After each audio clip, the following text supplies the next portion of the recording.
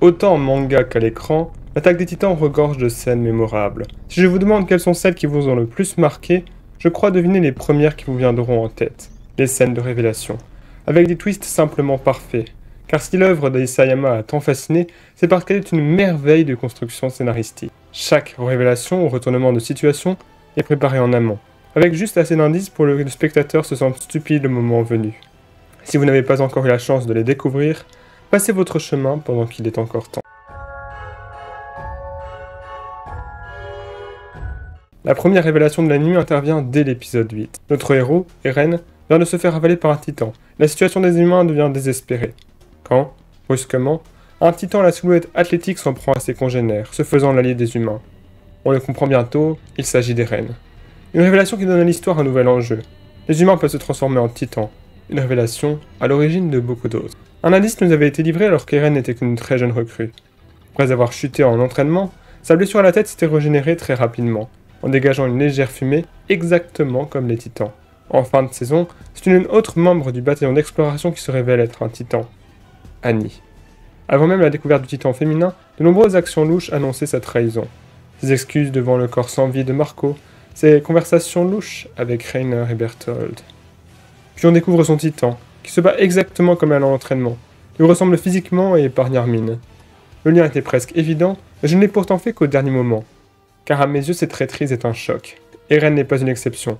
Les humains peuvent devenir des titans, et l'on devine de potentielles menaces à l'intérieur des murs. Ce que nous croyons depuis le début s'effondre. L'humanité n'est pas vraiment alliée contre une seule menace.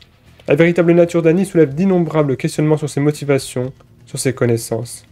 Puis, il y a ce qui constitue à mes yeux l'une des scènes les plus brillantes jamais écrites. La révélation de Reiner et Berthold. Elle est faite de manière très directe, dans un contexte qui ne s'y prête pas, ce qui la rend fracassante. On vient d'apprendre qu'Ymir pouvait se changer en titan, d'assister à un combat intense, on n'était absolument pas prêt à ça. Eren est partagé entre la tristesse de perdre ses amis et la colère puis la volonté de meurtre devant cette trahison. Pourtant, une fois encore, et plus que jamais, il y avait de nombreux indices. Dans un générique d'abord, les personnages de la brigade d'entraînement apparaissaient un à un à gauche de l'écran. Sauf Annie, Reiner et Berthold qui apparaissaient à droite. Ce sont les trois seuls à porter des sweats à capuche, ils traînent très souvent ensemble. À l'annonce de la chute du mur rose, Reiner et Berthold sont choqués, non pas d'effroi mais parce qu'ils ne comprennent pas comment cela a pu se faire sans eux. Lorsqu'on décrit l'apparence physique du cuirassé et du colossal, la caméra s'arrête sur eux. Enfin, dans les détails les plus repris dans les analyses de la série, lorsque les protagonistes sont entourés de titans, on aperçoit fugacement Berthold sur le point de se mordre la main avant l'intervention d'Ymir. Lors de la scène de la poursuite d'Annie, elle attrape Reiner mais ce dernier s'échappe miraculeusement. Ce qui semblait une facilité scénaristique est en fait un stratagème génial. Reiner a gravé la position d'Eren dans la paume d'Annie, il avait d'ailleurs enlevé sa capuche en la rejoignant pour s'assurer qu'elle le reconnaisse. Autre indice que j'apprécie beaucoup, un peu plus subtil, la position de sommeil de Berthold. Il dort avec les jambes en l'air, ce que l'on peut voir comme une référence à la carte de tarot du traître pendu. Tout au long de la série, un titan cristallise plus d'attention que les autres, celui d'Eren. Il semble posséder certaines capacités mais n'a pas vraiment de pouvoir propre, au contraire de ceux de Reiner, Berthold ou Annie. On pouvait pourtant se douter que le héros n'était pas un simple titan. La scène de révélation, avec sa vengeance contre le titan souriant, est aussi sanglante que mémorable. Dans la saison 2, nous comprenons que les murs censés protéger l'humanité sont en fait bâtis autour de titans colossaux. Un secret détenu par le clergé depuis des décennies, le poussant à vouer un culte aux murs. Cette découverte vient encore une fois brouiller les enjeux. Les humains sont protégés des titans par d'autres titans. Cependant, elle n'est rien comparée à ce qui est à mes yeux la révélation la plus déchirante de tout l'anime. Tous les titans ont été des hommes. Tous. Cela bouleverse tous les enjeux établis jusque-là. Nous n'assistons pas à une guerre de l'humanité contre des monstres titanesques, mais à une guerre entre deux camps humains. Le titan est une arme plutôt qu'un être. Les titans tous étaient des hommes. Tant de détails le montraient. Les pleurs d'Annie sous sa forme bestiale, la transformation de la mère de Connie, la rencontre entre Ymir et un ancien membre de son culte devenu titan, qui l'épargne. J'ai peiné à le réaliser longtemps parce que je refusais que cela soit possible. Cela rend absurde tant de combats et de sacrifices. Même l'ennemi le plus haï, le bourreau de la mère d'Eren, a été humain.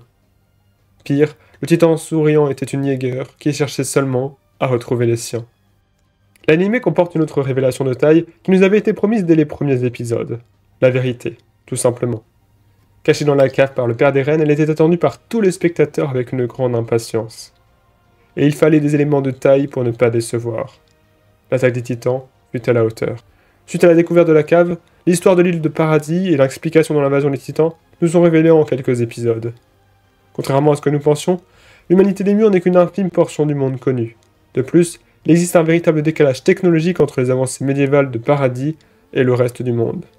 Ce que, encore une fois, nous pouvions déduire seuls. Dans le premier opening de la saison 1, on a une carte du monde avec l'île Paradis, mais nous ignorions évidemment son intérêt. Les éléments du monde extérieur parsèment l'animé. La boîte de conserve trouvée par les personnages que seul Ymir sait déchiffrer est le premier élément. Elle contient des fruits de mer venus de Mare. Rainer et Berthold font semblant de ne pas la comprendre pour ne pas se trahir. En lisant, Ymir brise sa couverture à leurs yeux. Un autre objet sera un thème récurrent, le moulin à café.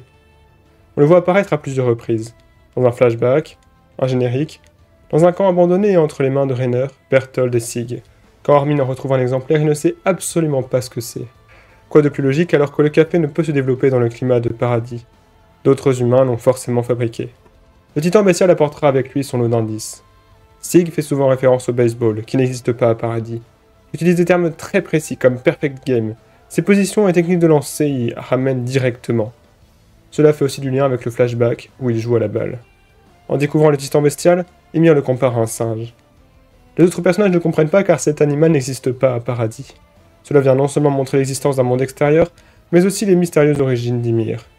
Je voulais achever cette analyse avec la révélation qui a le plus divisé les fans de l'œuvre. Certains la trouveront géniale, d'autres y verront une complexité inutile. Eren possède des souvenirs de vie antérieure et de l'avenir. Un pari risqué tant il a dû compliquer le travail d'Isayama. Si osé que nous ne l'avons pas vu venir. Pourtant, une fois encore, les indices étaient légion. Dès la scène du premier épisode, Eren se réveille brutalement, avec la sensation de sortir d'un très long rêve. Un épisode qui se reproduit lors de son passage en prison. Il y a aussi ces passages étranges. Rire d'Eren à la mort d'Annès ou de Sacha. La vision du futur est aussi évoquée quand Kruger prononce les noms d'Eren, Armin et Mikasa dans un flashback, alors qu'ils ne sont pas encore nés. Dans un autre, on voit Grisha lire un journal avec une image des titans colossaux et du grand terrassement. Cette révélation donnera un sens très différent de nombreuses scènes de l'anime.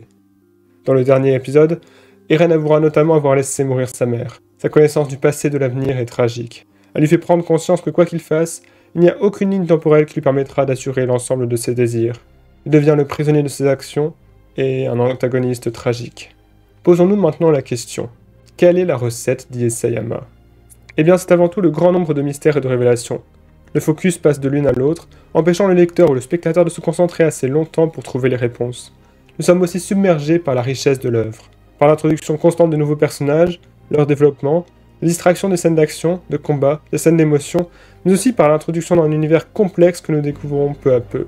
À chaque milieu d'épisode, nous avons une fiche chargée en informations. Les génériques, si riches en indices, sont souvent changés au fil des saisons, détournant notre attention d'éléments importants.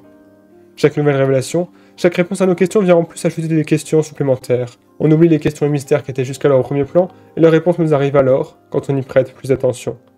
Pour résumer, l'art de la révélation dans l'attaque des titans, c'est l'art de la distraction, c'est l'art du rythme. Quant à ce qui rend ces scènes si mémorables, cela tient peut-être en un mot. Silence. Car si l'on peut jouer avec la musique pour juguler l'intensité des scènes, l'arrêt est le moyen le plus sûr d'indiquer au spectateur une scène importante. Il y a aussi le jeu de la mise en scène, avec des révélations qui peuvent arriver à n'importe quel moment. Le spectateur ne sait plus quand être sur ses gardes, et le reste donc constamment, une tension qui ne le quittera véritablement qu'après l'avoir terminé l'attaque des titans. Un visionnage qui lui laissera sans aucun doute des souvenirs pour longtemps.